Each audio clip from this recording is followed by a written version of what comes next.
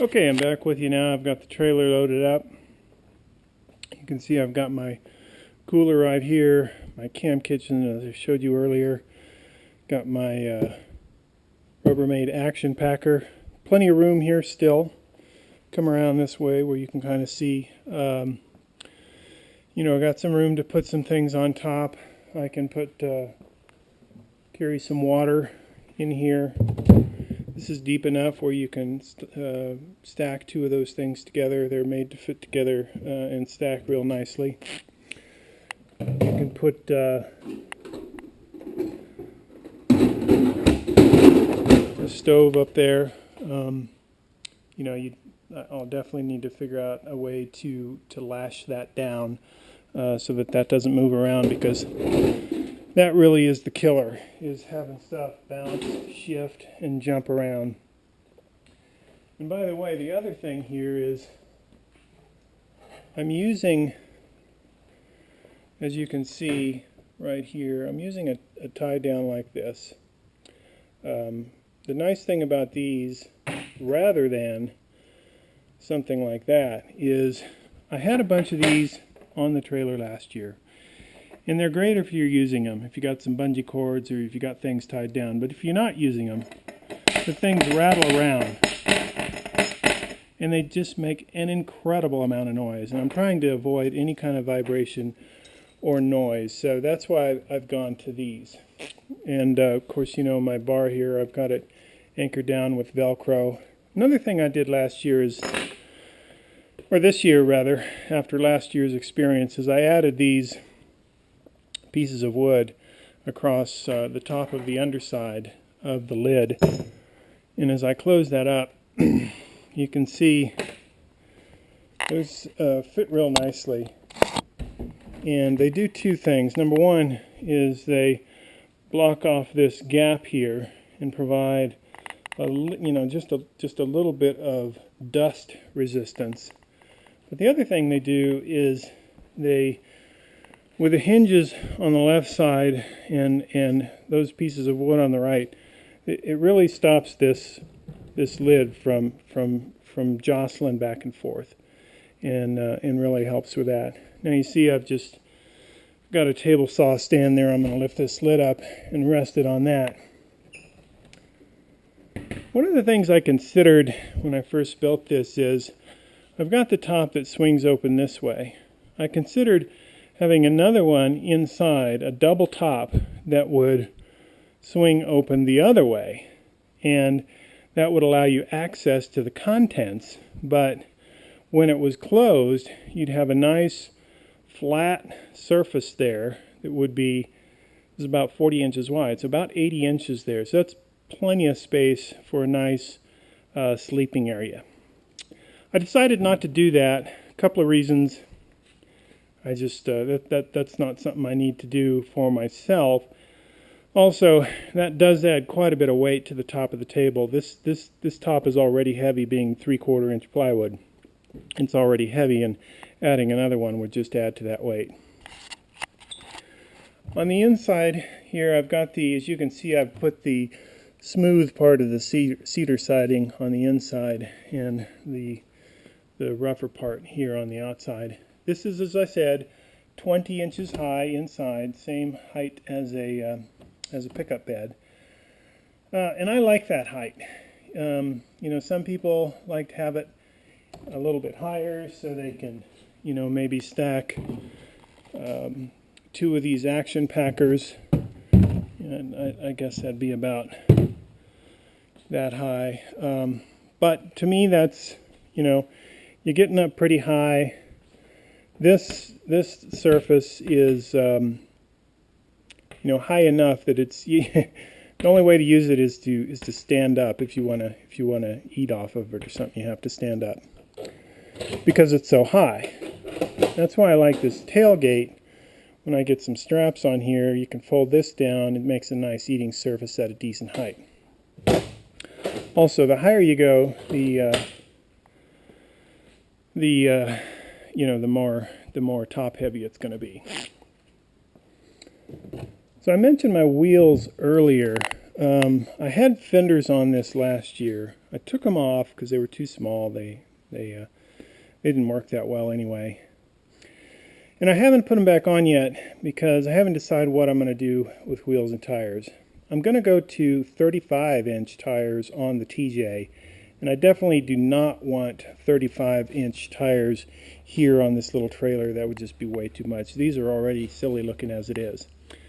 So I'm going to go to a smaller tire, probably get a some of those factory steel Jeep wheels and put a factory size type wheel and tire combo on here. So whatever those came out as, 30 inches, 28 inches, whatever they were, put that on instead. And then when I get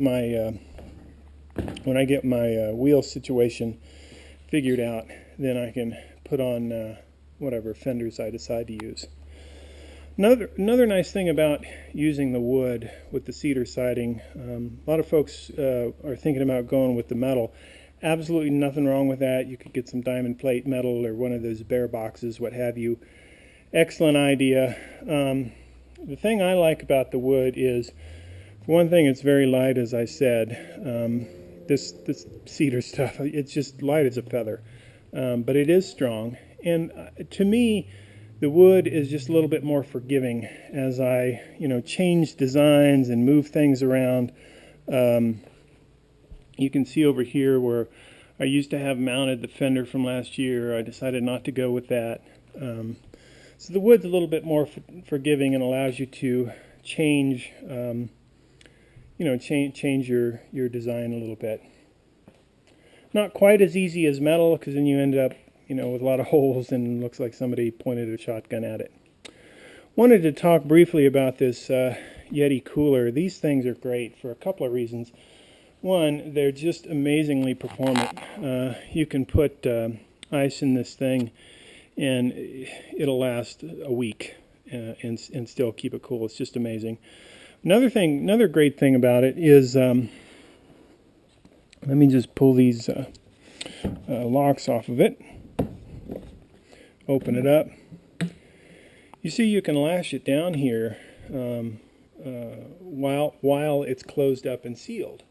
So that means you don't have to undo any straps or anything to get into it when you're out on the trail, which is real handy. And then it's got these very strong rubber clips in there that just pop them in there like that, and the thing is sealed up. Let me show you one last thing and be over with this then. All right, I've got that top flipped over. Let me show you how strong this thing is. I'm just gonna crawl on up here. You can stand right in the middle of this thing and jump up and down. And it's going to be perfect. It's plenty of strong for that. You got this nice 3/4 inch thick plywood. You got the steel bracing on the side here. These wood sides are anchored in here to the bottom. That's part of the design of this frame. So it's actually a pretty strong little trailer.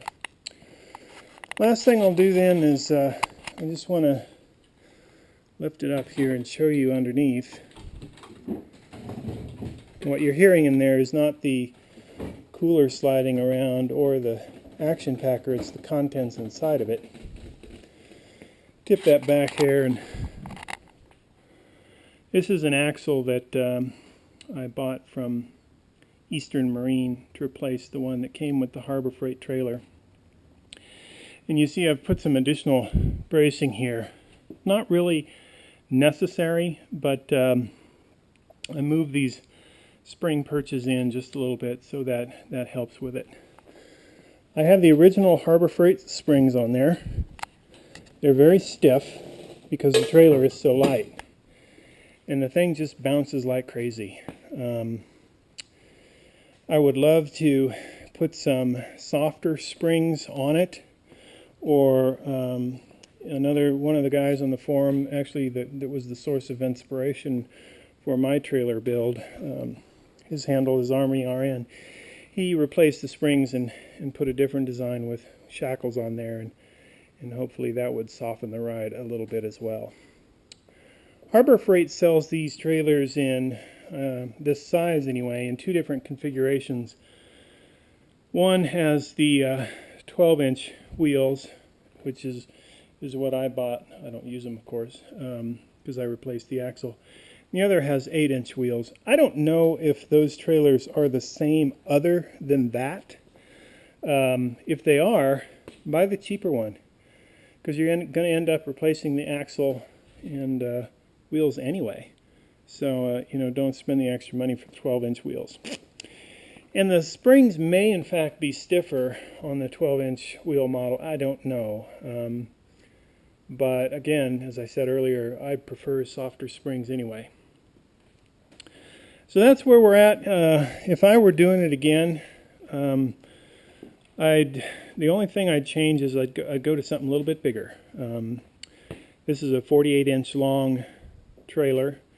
Harbor Freight makes a 6-foot and an 8-foot. I would take a 6-foot and cut it down to a 5-foot and use the use any extra pieces that you've cut off for additional bracing.